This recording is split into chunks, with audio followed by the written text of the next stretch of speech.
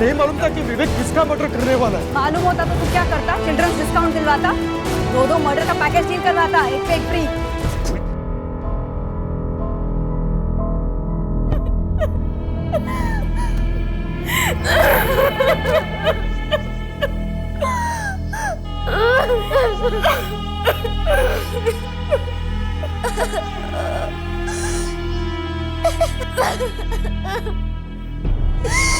ये सुपारी किलर ललित सिंह अपनी मर्जी से तो 2 मर्डर करेगा नहीं, वो भी एक गरीब आदमी और एक मासूम बच्चे का। सिन्हा, इस वक्त हमारे पास क्या है?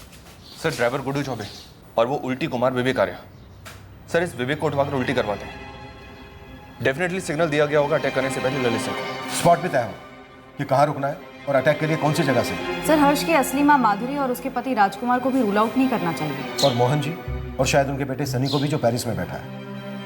ये बच्चा हर्ष अपनी जिंदगी में खुश था, इसी का अडॉप्शन हुआ और इस तरह से मारा है।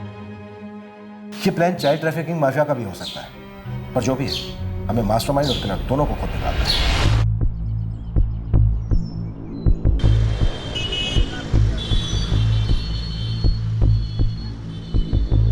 नीलेश, MP, UP, महाराष्ट्र, नेपाल, वेपाल, जहां कहीं भी इस ललित सिंह का बिल है मुझे पता करके बता। मैडम ये ललित सिंह खाली पेशेवर हत्यारा नहीं है, खानदानी भी। इसका बाप प्रमोद सिंह अपने ज़माने का बहुत नामचीन हिस्ट्री शीटर था। यहीं जबलपुर में रहती है इसकी पूरी फैमिली।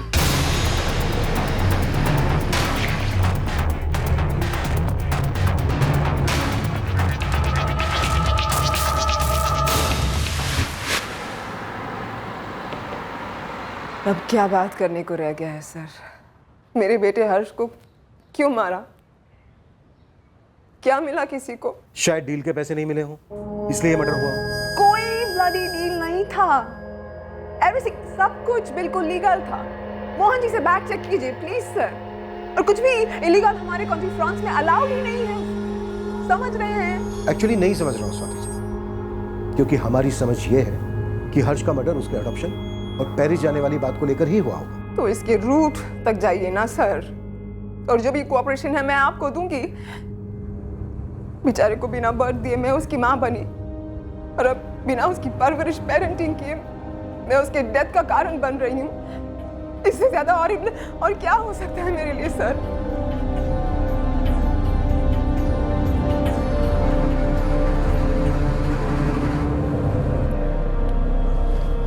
इतना स्ट्रेस मत लो स्वाति, पापा हैं वहां, सब संभाल लेंगे।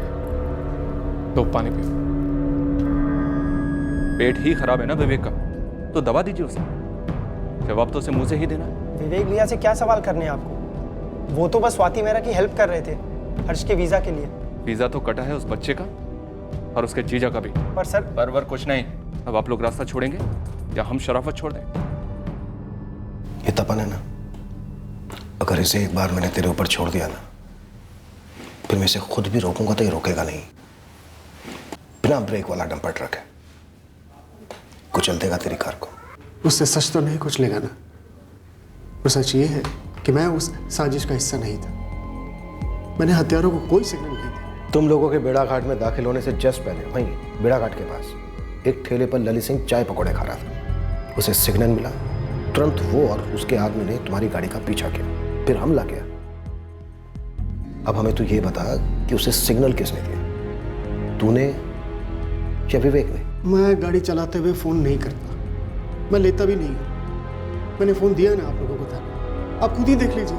मैंने किसी से भी बात की हो तो फिर किसने फोन किया, विवेक ने या धर्मेश ने? मेरी नजर और ध्यान दोनों सड़क पर होते हैं। अरे कोई फोन करे ना करे किसको पड़ी रहती है? ऊपर से विवेक भाई की उल्टियां चल रही थी, सो अलग।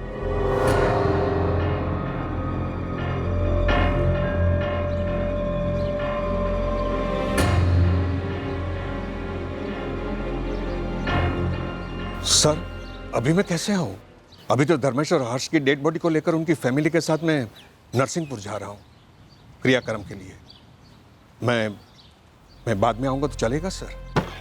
चलेगा मोहन जी, लेकिन आना है आपको, इतना याद रखिए। आप कैसी बातें कर रहे हैं? आपकी आवाज, आपकी बातें शक से भरी हुई लग रही है मुझे, वो भी मुझ पर, जिसने इस बच्चे हर्ष का भला चाहा था, परिवार का भला चाहा था। तो फिर आपको शक क्यों हो रहा है कि हम आप पर शक कर रहे हैं?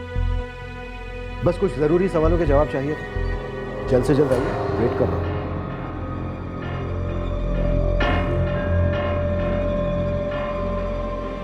प्रीति, तो लोग मेरी साथ गाड़ी में चलो, एम्बुलेंस पीछे से आएगी। हाँ, चलो आओ बेटा।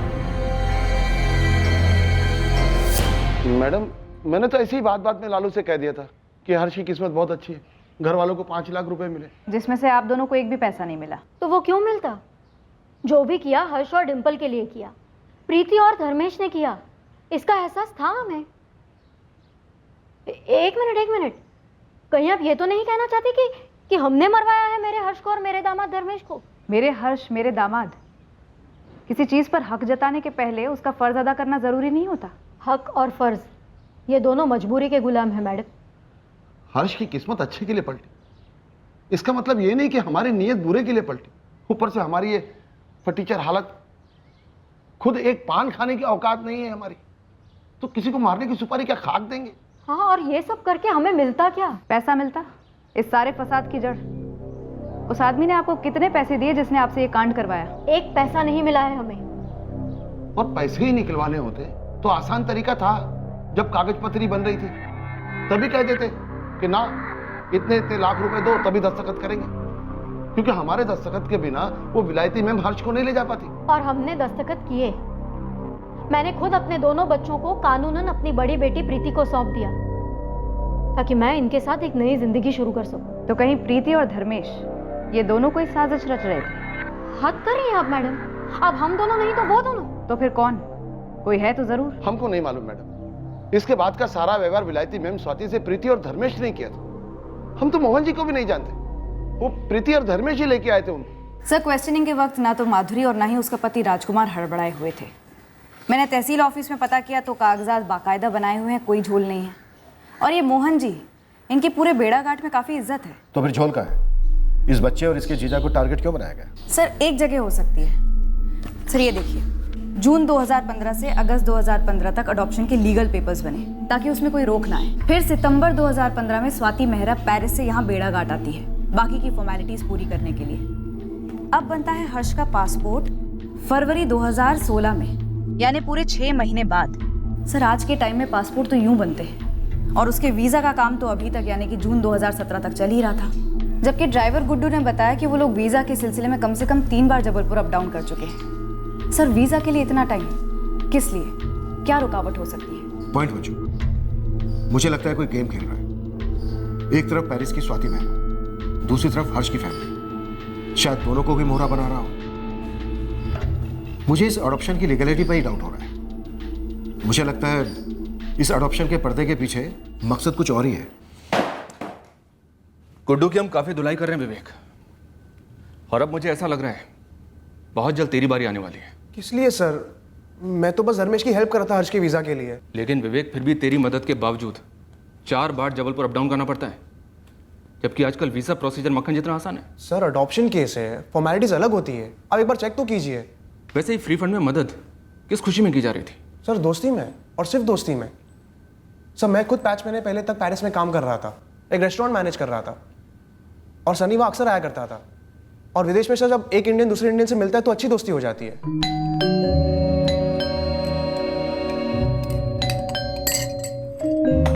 Swati, Hi, Sunny. Lot of traffic. Meet Vivek. Hi. He is from Jabalpur. मेरे बेड़ा घाट से सिर्फ 26 kilometre, right? Sir, Sunny, Swati और मैं, हम तीनों काफ़ी वक्त साथ गुजारते हैं। फिर इस फरवरी में मेरा वर्क वीज़ा एक्सपायर हो गया था, तो मैंने स्वाति से हेल्प मांगी थी। कैसी हेल्प? सर, वही हेल्प जो उसने सनी की थी। सनी स्टूडेंट वीज़ा पे था, और स्वाति की हेल्प से उसका वर्क परमिट वीज़ा बन गया। स्वाति ने मेरे लिए भी कोशिश की थी, पर कुछ हो नहीं पाया सर।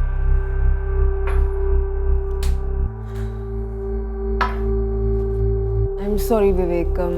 मैंने बहुत ट्राई किया, but you know. It's okay, thanks. You know ना कि हमारी कंपनी एक फाइनेंशियल कंपनी है, और तुम्हारी क्वालिफिकेशन केटरिंग की है, सो कोई नहीं, इट्स ऑलराइट। पर स्वाति, हम 6 महीने में पक्का कोई ना कोई जुगाड़ करके विवेक को एक जॉब ऑफर भेज सकेंगे ना? हाँ, श्योर, ज़रूर कुछ होगा। We can try. Thanks Vivek. Thanks Swati. तो तेरे सामने गाजर था वर्क परमिट, सर काचर वाचर क्या सर? सर कोई गुनाह थोड़ी है अब्रॉड सेटल होना, हेल्प मांगना। गुनाह है 10 साल के बच्चे हर्ष का कत्ल, जिसका वीजा बनाने की रिटर्न हेल्प तू कर रहा था। सर मुझे इस मर्डर के बारे में कुछ नहीं पता। मैं तो बस मोहन जी की हेल्प कर रहा था, वो इतने बिजी आदमी है। हर्ष का पासपोर्ट तो 2016 में बन गया था ना, तो अब जाके वीजा क्यों बन रहा था उसका? सर ना मैंने हर्ष का पासपोर्ट बनाया, ना ही मैंने उसको गोद लिया है। सर आपको जो पूछना है आप उन लोगों से पूछिए ना। किन लोगों से? स्वाति से, मोहन जी से, सनी से। चल तेरा दूसरा नंबर दे। दूसरा नंबर? वही नंबर जिससे तूने ललित सिंह को कॉल किया था, अटैक करने का सिग्नल दिया था उसे। सर मैंने कोई सिग्नल विग्नल नहीं दिया। हर्ष और उसका जीजा दोनों मारे गए, लेकिन तेरे और गुड्डू के ऊपर एक खरोंच तक नहीं आई। तो सर हमारी गलती कि हम बच गए, हम साजिश का हिस्सा बन गए। सर इसमें कोई लॉजिक ही नहीं बनता है। लॉजिक बनेगा विवेक, और केस भी बनेगा, तगड़ा बनेगा, उन सब के खिलाफ जिन्होंने इस कांड में हिस्सा लिया है। ठीक है सर, आप बनाइए तगड़ा केस। अब मैं जाऊं? तू कहीं नहीं जा रहा विवेक। एक बार केस बनेगा ना तो तू काम से जाएगा। लंबा वर्क परमिट मिलेगा तुझे सेंट्रल जेल का।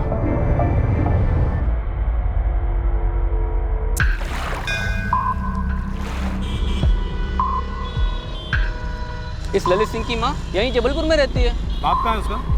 पता नहीं, बाप तो 6 साल पहले माँ से अलग हो गया। अच्छा तू एक काम कर, तू माँ का घर दिखा दे, बाकी का क्राइम ब्रांच वाले संभाल लेंगे।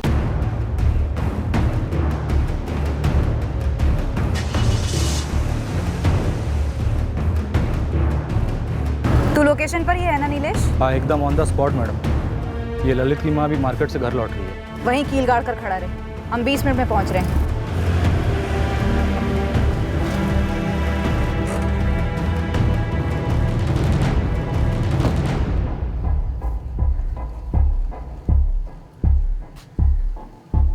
पापा की गैरेज में कम इस वीजा शीजा के चक्कर में बहुत टाइम खोटे हुआ विवेक भैया का। फिर भी अभी तक हर्ष मौर्य की वीजा की एप्लीकेशन तक नहीं हुई है। हमने जबलपुर वीजा ऑफिस में चेक किया। मनप्रीत जी, आपका विवेक इस कांड में इन्वॉल्व है। विवेक ऐसा गैर कानूनी काम करके अपना पुलिस रिकॉर्ड क्यों बनवाएगा? उसे तो अब्रॉड में जॉब करके वहां सेटल होना है, यही उसका सपना है। वो ऐसा गलत काम क्यों करेगा साहब? गलत काम नहीं करेगा, लेकिन करवा तो सकता है ना। हमने विवेक का यहां से लेकर पेरिस तक का पूरा चिट्ठा खोला है, और बहुत जल्द सारी कड़ियां मिल भी जाएंगे। बेहतर होगा कि आप लोग विवेक से बात कीजिए, उसे सरकारी गवाह बनने को समझाइए। मनप्रीत जी, यही आखिरी मौका है। 2 लोगों की बेरहमी से हत्या की गई थी, जिनमें से एक 10 साल का बच्चा था। मामला बहुत सीरियस है। हर्ष तेरे पास ही रहता तो कम से कम जिंदा तो रहता, और तेरे पास वो खुश तो था ही। माँ इस गरीबी में शायद उसे कम खुशियां दे पा रही थी। यही सोच के दिल पे पत्थर रख के मैं तैयार हुई थी हर्ष को गोद देने के लिए। हर्ष के अच्छे भविष्य के लिए ही सोच रहे थे मैं और धर्मेश। और धर्मेश, ये मोहन भाई कौन है? मोहन भाई बेड़ाघाट के बहुत बड़े आदमी, रतन दास जी सेठ है ना, उनके कोई दोस्त है। कल मिलने भी आने वाले। कोई विलायती मैम है जो हर्ष को गोद लेना चाहती है। डिम्पल को भी? नहीं, अभी तो सिर्फ हर्ष की बात हुई है। वो विलायती मैम किसी लड़के को ही गोद लेना चाहती है। मैं क्या कहूँ उनसे? ना बोल दूँ, मेरा दिल नहीं मान रहा है। हमें नहीं चाहिए विलायत बिलायत का चक्कर। हर्ष को कहीं नहीं भेजना है।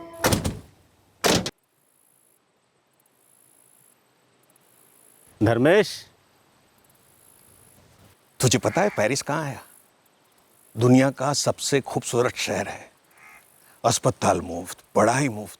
अगर नौकरी गई ना तो गवर्नमेंट भत्ता देती है। प्रीति को समझा, उसका भाई साहब बनेगा, बड़ा साहब, और बाद में आप तीनों को थोड़ी ना भूलेगा। तुम तीनों को वहीं खींच के लेके जाएगा, निकालेगा खींच के, बाहर निकालेगा ये गरीबी के दलदल से। प्रीति रिश्ते से तो हर्ष की बहन है, लेकिन उसका जो दिल है ना वो माँ का है। और अगर उसका दिल नहीं मानता तो नहीं मानता साहब। औरतों का दिल नरम ही होता है, पर तू दिमाग से काम ले, आगे की सोच। तेरे भी बच्चे होंगे ना जल्दी? जल्दी तो नहीं होंगे साहब। क्यों? क्योंकि जब हमारी शादी हुई थी तो प्रीति की सिर्फ एक शर्त थी साहब, कि जब तक डिम्पल और हर्ष बड़े नहीं हो जाते वही हमारे बच्चे हैं। एक बार वो बड़े हो जाए, जिम्मेदार हो जाए, फिर ही हम हमारे बच्चे करेंगे। इससे बढ़िया मौका कहाँ मिलेगा? अगर हर्ष पेरिस चला गया स्वाति जी के पास तो तुम्हारी आधी जिम्मेदारी खत्म हो जाएगी। देख धर्मेश, ऐसा मौका लाखों में से एक को नहीं मिलता। और ये ठुकराने के बाद नसीब को दोष मत देना गरीबी के लिए। देख हर्ष बेटा, तेरे जीजा जी कह रहे कि प्रीति दिल से नहीं दिमाग से सोच। दिल तो बिल्कुल नहीं कर रहा है कि तुझे भेजूं, लेकिन बेटा तेरे जीजा जी सही कह रहे हैं। तू एक बार वहाँ पे चला गया ना पेरिस, तो तेरी पूरी जिंदगी बदल जाएगी।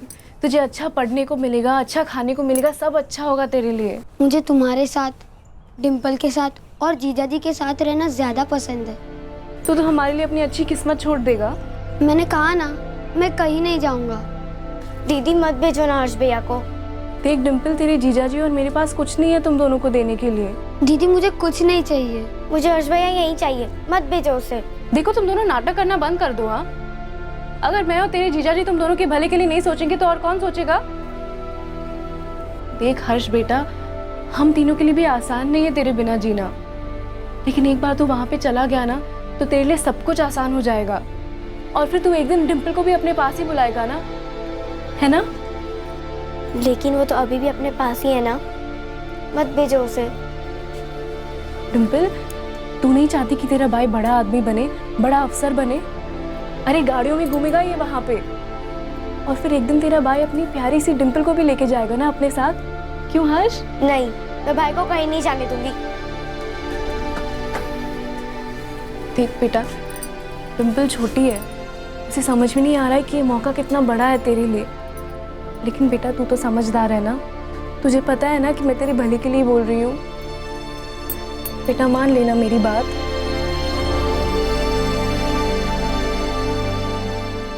धर्मेश हर्ष और डिम्पल को अपने सगे बच्चों की तरह प्यार करता था,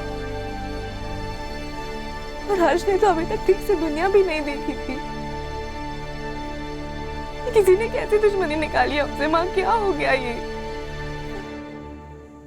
तंग आ गई हूँ मैं आप लोगों से। अरे ललित ने कुछ कर दिया, आ गई पुलिस मेरा खून चूसने। उसके बाप ने कुछ कर दिया, आ गई पुलिस मेरा खून चूसने। उन दोनों मुजरिमों के जुर्म के साथ मेरा कोई वास्ता नहीं है। मैं उनसे फूटी कौड़ी तक नहीं लेती हूँ। अब इसमें मेरी क्या गलती है जो मेरा बेटा और उसका बाप दोनों ऐसे निकले? अगर ललित मिला नहीं ना शालिनी जी, तो आपका जीना मुश्किल हो जाएगा। आपकी ये धमकी है ना, अपने जेब में रखिए। कायदा और कानून तोड़ने वालों के साथ रह रह के थोड़ा बहुत कानून मैं भी समझने लगी हूँ। आप मुझे हाथ तक नहीं लगा सकती हो। और ये जो तलाशी के नाम पे मेरा सारा घर तहस नहस करके रखा है ना, सब समेट के दीजिए। चलिए। आजकल हफ्तों में पासपोर्ट आ जाता है, लेकिन आपने 6 महीने लगा दिए। सर, हफ्तों में बनने वाले पासपोर्ट में सिर्फ एक माँ होती है, यहाँ 3-3 माएँ थी।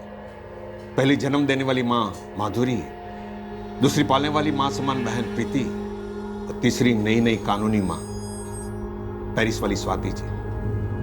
सर, 3-3 बार एप्लीकेशंस देने पड़े। वीजा एप्लीकेशन में करीब 1.5 साल हो लग गया। क्यों? स्वाति मेहरा ने अडॉप्शन के बाद फरवरी में पासपोर्ट के आते ही हर्ष को पेरिस क्यों नहीं बुला लिया? वो आप स्वाति जी से ही पूछिए ना। नहीं पूछना है मुझे स्वाति जी से। यहाँ बेड़ा घाट में हर्ष और उसके जीजा धर्मेश का मर्डर हुआ है, वहां पेरिस में नहीं। मोहन जी, आपने हर्ष की असली मां माधुरी जाधव और उसके पति राजकुमार का मैरिज सर्टिफिकेट बनवाया। आप ही ने हर्ष की बड़ी बहन प्रीति और उसके हस्बैंड धर्मेश को हर्ष का लीगल गार्जियन बनवाया। आपने ही अडॉप्शन के पेपर तैयार करवाए। आपने ही भागदौड़ करके पासपोर्ट बनवाया हर्ष का। माजरा क्या है मोहन जी? ये बच्चों की स्मगलिंग का कोई रैकेट है या फिर पैसों की कोई डील थी जो खट्टी हो गई? सर, पैसों का तो ऐसा है कि ऊपर वाले की मेहरबानी से मेरे पास काफी पैसे हैं। मैंने तो इज्जत से कमाए हूं, लेकिन मेरी सबसे बड़ी कमाई बेड़ा घाट में मेरा नाम, मेरी इज्जत है। अब मेरी इज्जत उछालने चलने? मैं बच्चों की स्मगलिंग करूं? मैं मदद कर रहा था, मैं सोशल वर्क कर रहा था। लेकिन ललित सिंह सोशल वर्क नहीं करता मोहन जी, तगड़ी फीस लेता है लोगों को हेल्प करने की। और अगर ललित सिंह को हर्ष की किसी ने सुपारी दी थी तो उसे इस हत्याकांड से बड़ा फायदा हुआ होगा या फिर होने वाला है। कौन हो सकता है वो मोहन जी? सर, मैं नहीं हूं। आप पता करो, मेरी तरफ से कोई भी मदद लगेगी ना तो मैं जरूर दूंगा आपको। अगर आपको किसी पर शक करना होता तो आप किस पर करते? धर्मेश और प्रीति। हर्ष सोने की मुर्गी बन सकता था धर्मेश और प्रीति के लिए, रिटायरमेंट का प्लान बन सकता था। अब पता नहीं ये गवारों ने क्या सोचा होगा। लेकिन धर्मेश खुद भी तो मारा गया है। और प्रीति अपने छोटे भाई हर्ष को मरवाने में साथ क्यों देगी?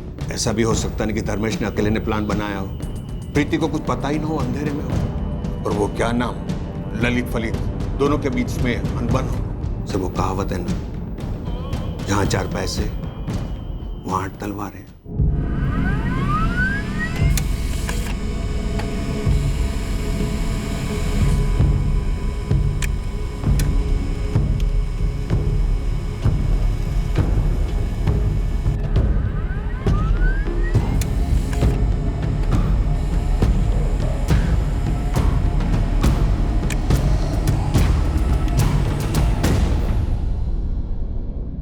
आप लोगों से कुछ नहीं छुपा है पापा। मैं सिर्फ फ्रांस के वीजा के लिए मगजमारी कर रहा था। विवेक भी, आप पेरिस में स्वाति जी को कॉल करो ना, उन्हें बताओ यहाँ पर क्या खेल खेला जा रहा है। अरे मैंने स्वाति से बात की थी, उनको समझ ही नहीं आ रहा है क्या हो रहा है। पुलिस को यह बात खटक रही है विवेक कि तू तो पेरिस में रहकर आया है, तुझे तो वीजा के बारे में सब कुछ मालूम है, फिर भी 4-4 बार ऊपर नीचे क्यों गया? पापा मैं अपना वीजा थोड़ी बनवा रहा था, देहाती गांव वाला था धर्मेश, कुछ समझता ही नहीं था ठीक से। वो कभी ये पेपर नहीं, कभी वो पेपर नहीं। और फ्रेंच कॉन्सुलेट वाले कितना स्ट्रिक्ट होते हैं आप जानते ही है ना। हम बस इतना जानते हैं कि ये सब जो हो रहा है ना, इसका बिल ये आप पे और उस ड्राइवर गुड्डू पर फाड़ना चाहते हैं पुलिस वाले। कोर्ट कानून नहीं है क्या? जब कुछ किया नहीं तो किस बात का बिल फाड़ेंगे ये लोग?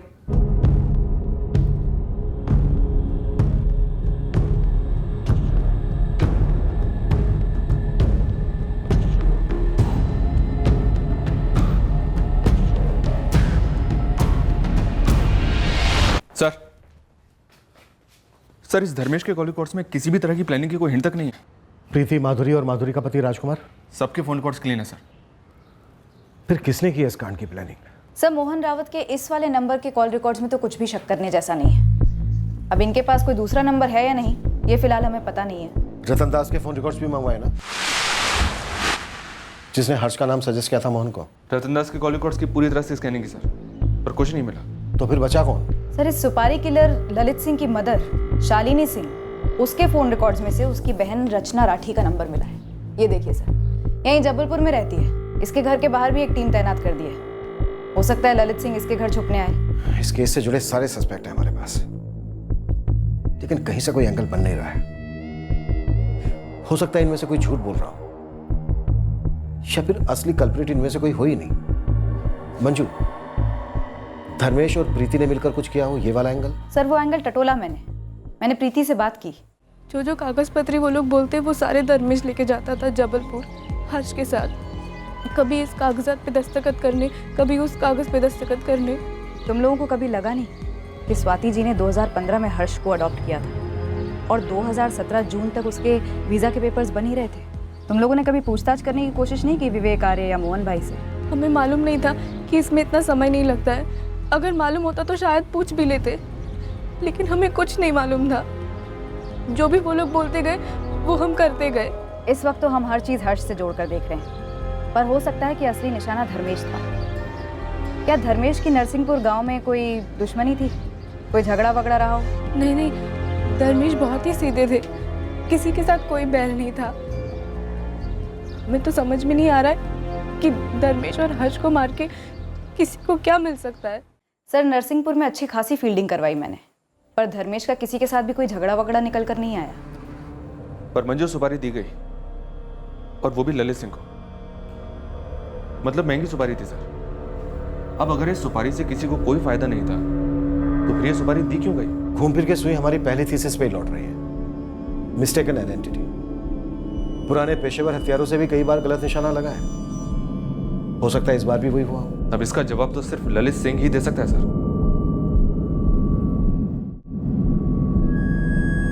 हम इस केस से जुड़े सारे संदिग्धों की बार बार इंटेरोगेशन करते रहे। या तो उनके बीच सांठ-गांठ इतनी तगड़ी थी कि कोई भी नहीं टूट रहा था,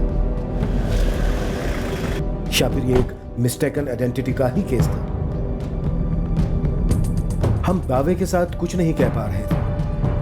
हम सुपारी किलर ललित की मौसी रत्ना राठी को भी ट्रैक कर रहे थे। उधर पेरिस से हम पर स्वाति मेहरा का प्रेशर बढ़ रहा था, उसके नए नए गोद लिए बच्चे हर्ष के हत्यारों का पता लगा, पर उसकी तरफ से भी कोई ठोस लीड नहीं मिल रही थी जो हर्ष और धर्मेश के हत्याकांड को क्रैक करा सके।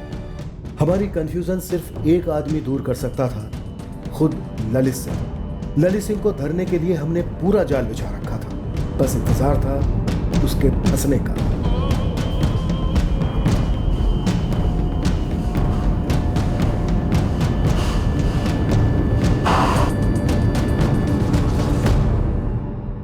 पर सुपारी किलर ललित सिंह के हाथ लगने से पहले हमें इस केस का पहला ब्रेक थ्रू मिल गया। इस खूंखार शतरंज की बिसात पर का एक मोहरा आखिरकार फिसल गया।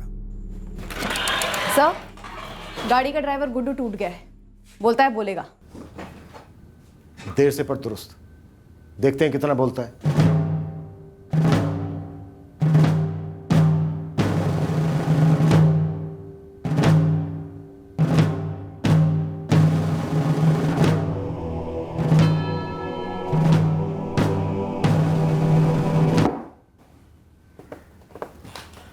गुड्डू, कौन सी चक्की का आटा खाता है तू? इतने दिन भोला भाला बना रहा, ना बातों से टूटा ना लातों से। मैं पैसों के लालच में आ गया था। मैं बहुत छोटा आदमी। लालच किसने दिया तुझे? शुरुआत से बोल। बोल। साहब, वो हर्ष को मारने की 2 बार पहले भी कोशिश की। किसने कोशिश की थी? सुपारी किलर ललित सिंह ने? वो तो नहीं पता साहब, पर वही 2 लोग बाइक पर सवार थे। सब एक बार 23 मई को और एक बार 2 जून को, जब हम जबलपुर से लौट रहे थे नरसिंहपुर की तरफ, हर्ष और धर्मेश भाई को छोड़ने के लिए। उसी स्पॉट पर कोशिश हुई थी? नहीं साहब, वो शाहपुरा के टर्निंग से पहले 23 मई को।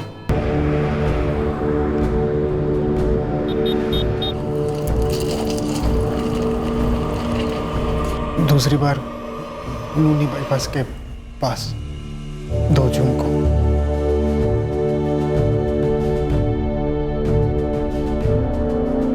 गाड़ी किसके कहने पर रोकी गुड्डू? पहले से बताया गया था कि वहां रुकना है, पेशाब के बाद। किसने बताया था पहले से? विवेक भाई ने।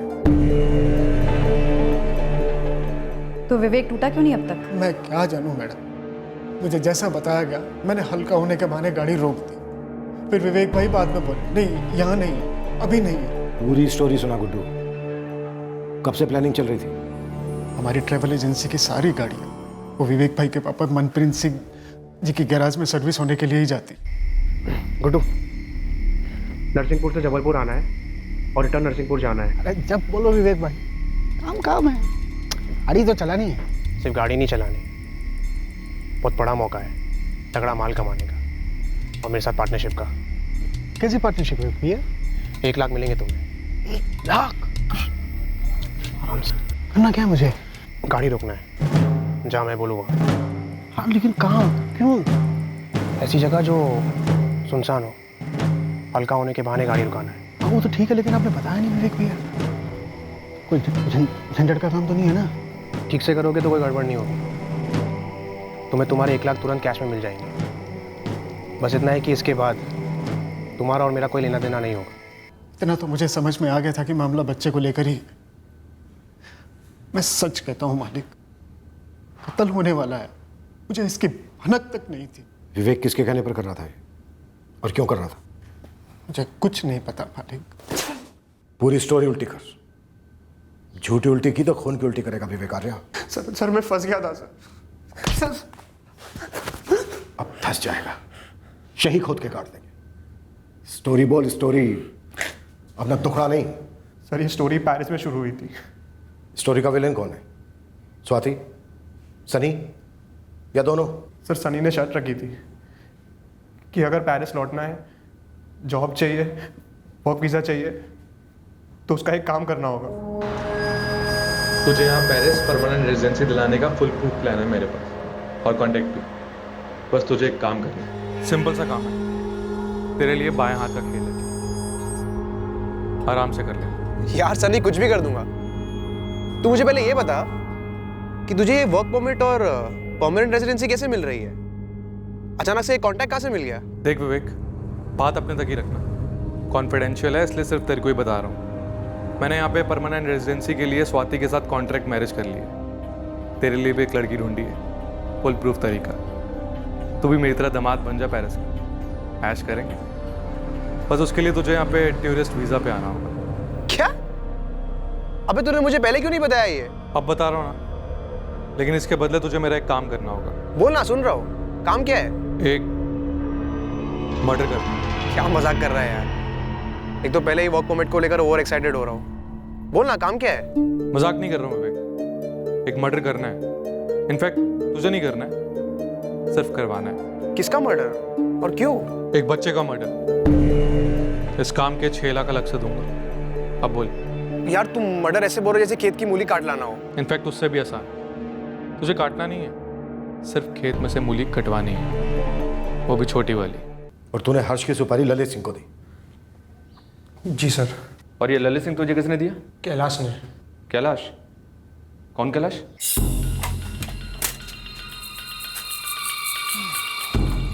कैलाश जी। अरे विवेक, कैसे हो? अब मैं तो ठीक हूँ, लेकिन बड़े दिनों बाद दुकान बंद कर रहा था मैं। चल कोई नहीं, तू आ गया तो बैठ। कैलाश जी, मुझे बाल नहीं कटवाना है, मुझे आपसे प्राइवेटली बात करनी है। देख विवेक, तू अच्छा खासा पढ़ा लिखा इंसान है, फॉरेन रिटर्न है, हाँ, फिर ये मर्डर और सुपारी की बात क्यों?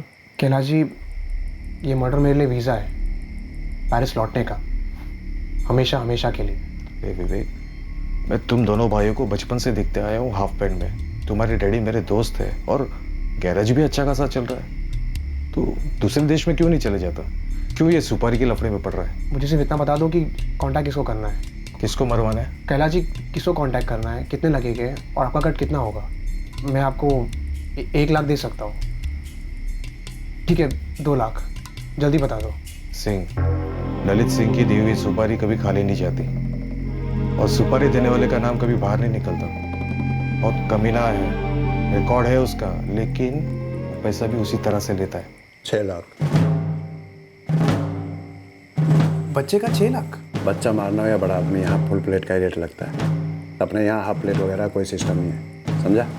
ठीक है ललित भाई, मैं पार्टी से पूछता हूँ और कंफर्म करके फ़ोन करता हूँ। गर्लफ्रेंड नहीं हो जो फ़ोन करेगा, मेरे को कोई फ़ोन नहीं करता, आमने सामने मिलेंगे। सुपारी के लिए ललित सिंह को 6 लाख रुपए देने के लिए सनी मान गया? जी सर। 6 तुझे, 6 ललित सिंह को भी और ड्राइवर गुड्डू को 1। सलून वाले कैलाश को ललित से इंट्रो करवाने के 2 लाख। टोटल हुए 15 लाख। ये 15 लाख पेरिस से भेजे गए सिर्फ हर्ष को मारने के लिए? सर डील वहाँ पेरिस से हुई पर एडवांस यहीं से आया। ललित को सुपारी के 1 लाख मिले, कैलाश को 25,000, मेरा और गुड्डू का एडवांस अभी बाकी है सर। ये एडवांस यहाँ बेड़ा घाट में किसने दिया? सर मोहन जी ने। मोहन?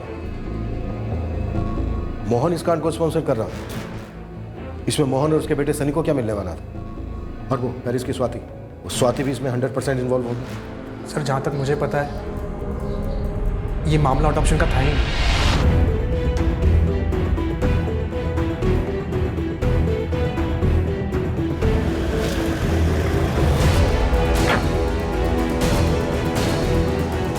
मैडम, लेकिन मुझे नहीं मालूम था कि विवेक किसका मर्डर करने वाला है। मालूम होता तो तू क्या करता? चिल्ड्रंस डिस्काउंट दिलवाता, 2 मर्डर का पैकेज डील करवाता, एक पे एक फ्री। कोई देख रेखा, यहाँ पर मंडल का चेयरमैन हूँ मैं, मेरी इज्जत है यहाँ पर। तो हम देंगे ना इज्जत आपको। पहले आपको चेयर पर बैठाएंगे, फिर आपकी खाल उतारेंगे। ले चलो। आप मेरी बात सुनिए सर। सर मैं क्या बता रहा हूँ सर, मेरी बात सुनिए सर। ये जो 2 अटेम्प्ट्स हुए थे 23 मई और 2 जून को, जी सर, कैंसिल क्यों हुए? पहले से सन्नी ने फ़ोन किया था कैंसिल करवाने। ए विवेक, क्या कर रहा है तू? हाँ, क्या कर रहे हैं? पहले शाहपुरा और अब ये साला नोनी, क्या कर रहे हैं बेवकूफी? ललित और उसका जोड़ीदार विपुल वेट कर रहे हैं, आराम से काम हो जाएगा। देखो समझ में नहीं आती है। बोला था ना बेड़ा घाट पे जगह चुनने को, कहीं और क्यों चुनी? वो इलाका मेरे पापा का है, सब कुछ संभाले तो वहां पे। तो अभी हम लोग बस लोकेशन पर पहुंचने ही वाले हैं यार, और दोनों वेट कर रहे हैं। करने दे वेट, तू कैंसिल कर। नोनी में काम करेगा साला इडियट। कैंसिल करो और तुरंत कोई दूसरी डेट फिक्स कर। ओ भाई सुन मेरी बात, मैंने 2 बार जगह और टाइम चुनी, तूने हक दिया, कैंसिल कर दिया। 2 बार फेल होने का अपना कभी स्टाइल नहीं रहा, तीसरी बार फाइनल हो। जगह चुन तो, टाइम चुन तो, हम लोग बच्चे को उठा ले जाएंगे और काम कर देंगे, समझा? ठीक है ललित भाई, मैं फिर से हर्ष और उसके जीजा को एक जगह पे बुलवाता हूँ और कुछ प्लान बनाता हूँ। तो ये वीज़ा का चक्कर हर्ष के मर्डर के लिए नेक प्रैक्टिस था। ऐमे ही घुमा रहे थे हर्ष और उसके जीजा धर्मेश को, और वो बेचारा जैसे जैसे उससे बोला जा रहा था किए जा रहा था। सर ये पूरा आइडिया, पूरा प्लान मोहन जी ने बनाया था sir. Sir Mohan ji settlement करना चाहते हैं, बड़ा अच्छा ऑफर दे रहे हैं चेयरमैन मोहन रावत, सुन लेते हैं सर।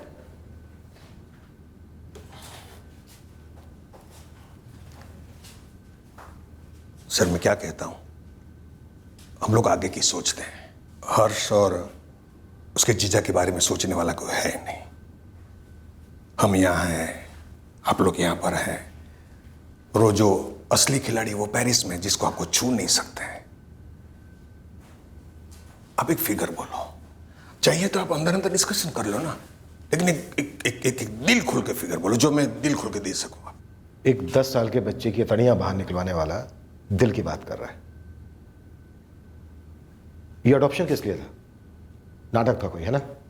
मेरे बेटे सनी और स्वाति जी ने मिलकर ये प्लानिंग बनाई थी सर। और यहाँ पर सारी सेटिंग तूने की? नहीं सर। तेरा वो दोस्त रतन दास श्रॉफ, वो भी शामिल था इस साजिश में? नहीं सर, उसने तो सिर्फ पहचान करवाई धर्मेश और प्रीति के साथ। 24 जून को हर्ष की मौत की खबर जब पेरिस गई होगी तो वहां पर खूब खुशी का माहौल हुआ होगा, है ना? हुआ होगा। धर्मेश बीच में आ गया, वरना प्लानिंग तो सिर्फ हर्ष को मारने की ही थी। Okay okay. सनी, सब कुछ ठीक से हुआ ना? सनी, तुम मुझे टेंशन दे रहे हो, प्लीज बोलो ना, सब ठीक से हुआ ना? अपना टारगेट हर्ष मारा गया और साथ में उसका जीजा Dharmesh. We are. It's time to party.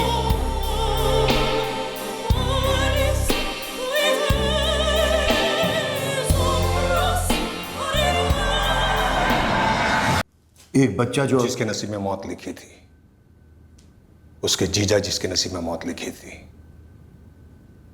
लेकिन आपके नसीब में 10 लाख है। सबके नसीब में 10-10 लाख। ये कोई पहला ऑफर तो है नहीं जो आपको मिला हो, और हर्ष कोई आखिरी बच्चा था नहीं जो इस दुनिया में से गया हो। बच्चे की बोली कितने की लगाई और किसने लगाई? प्लानिंग इंश्योरेंस की थी साहब, इंश्योरेंस से मिलने वाले पैसों की। हर्ष को गोद लेना सिर्फ एक जरिया था। प्लानिंग स्वाति जी और सनी ने की थी सर। मैंने सिर्फ मदद की थी। इस बच्चे की मौत से हमारे डिपार्टमेंट में काफी फर्क पड़ चुका है, जो तू अब लॉकअप में देखेगा, जो तू जज साहब में देखेगा जब वो तुझे सजा सुनाएंगे। इसलिए तू फर्क की चिंता मत कर। सर आप मेरी बात सुनो सर बात सुनो सर मैं इज्जतदार आदमी हूं सर मैं इज्जतदार आदमी हूं सर। एक हफ्ते बाद हमें खबर मिली कि ललित सिंह उसकी मौसी के घर आया हुआ है जबलपुर। जी? Crime branch. ललित सिंह कहाँ है? ललित वो साहब वो कौन है मौसी? मौसी नहीं बेटा, तेरा मौसा आया है। ललित एक काम करना, तेरे सर के ऊपर जो खिड़की है ना उसे कूद जा। खिड़की के बाद मेरे 2 आदमी प्रॉमिस करते हैं तुझे निराश नहीं करेंगे।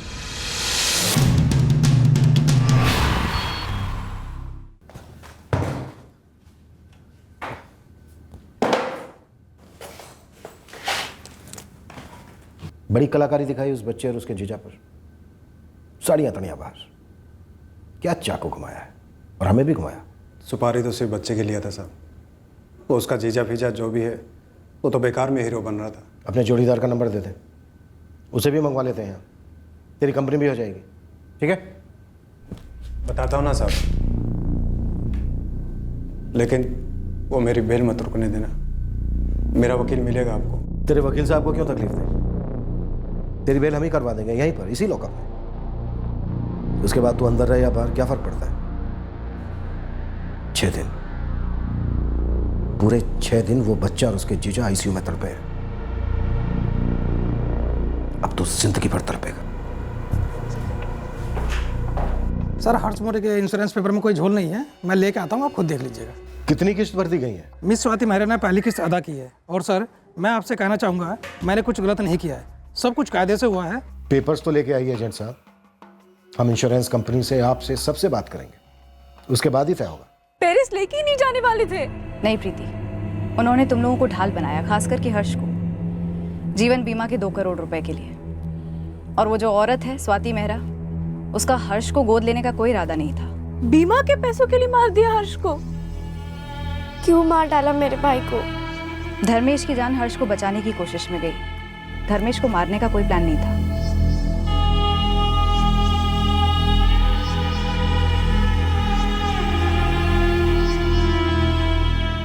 मनप्रीत जी, खुद विवेक ने हमें ये सब बताया। हमारे विवेक ने ऐसा किया? 6 लाख रुपए और पेरिस में जॉब, इसके लिए उसने 2 मासूमों को मरवा डाला।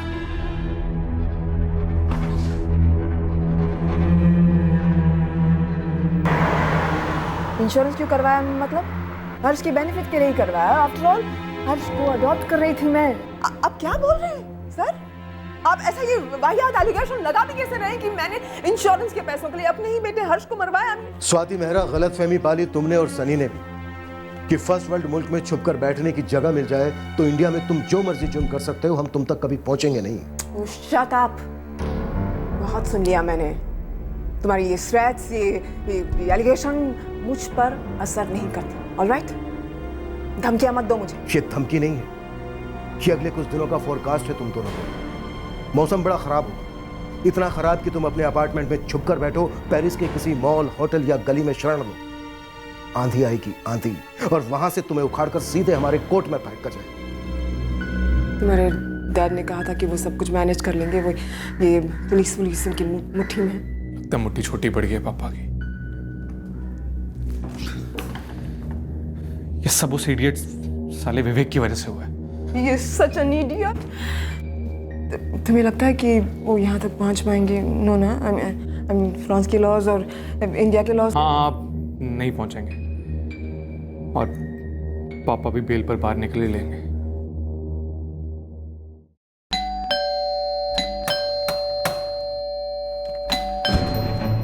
Madame Swati Mehra? Oui, officier. Le monsieur Sani là-bas, est-il avec toi? Oui, officier. Sani? Sani?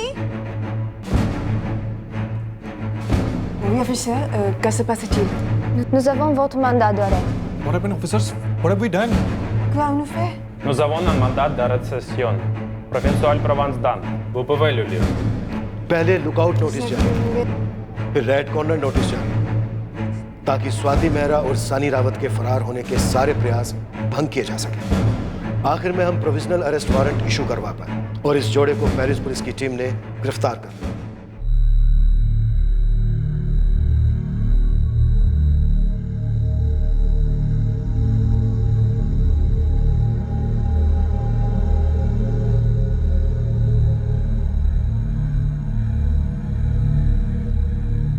हम इस केस को आखिरी पड़ाव तक लेकर ही जाएंगे। हम स्वाति मेहरा और सनी रावत के फ्रांस से इंडिया एक्सट्राडिशन के लिए पूरा जोर दे रहे हैं। हमें उम्मीद है यह जल्द से जल्द होना चाहिए। हमने इस निहायत ही घटिया और भयंकर षड्यंत्र को सफल होने नहीं दिया। हम अपनी देखरेख में ऐसा कभी होने भी नहीं देंगे। क्रिमिनल्स जब जुर्मिस्तान के पासपोर्ट पर सफर करने निकलते हैं, उन सबको एक बात साफ पता होनी चाहिए कि इस पासपोर्ट पर एक ही वीजा लगता है और वो है सजा का वीजा। इस पासपोर्ट और वीजा पर क्रिमिनल की हर उड़ान वाया लॉकअप, वाया अदालत, सीधे जेल को जाती है। मुजरिमों को यह समझ लेना चाहिए कि यह वन वे फ्लाइट है और रिटर्न फ्लाइट के लिए सालों का वेटिंग पीरियड होता है। जय हिंद।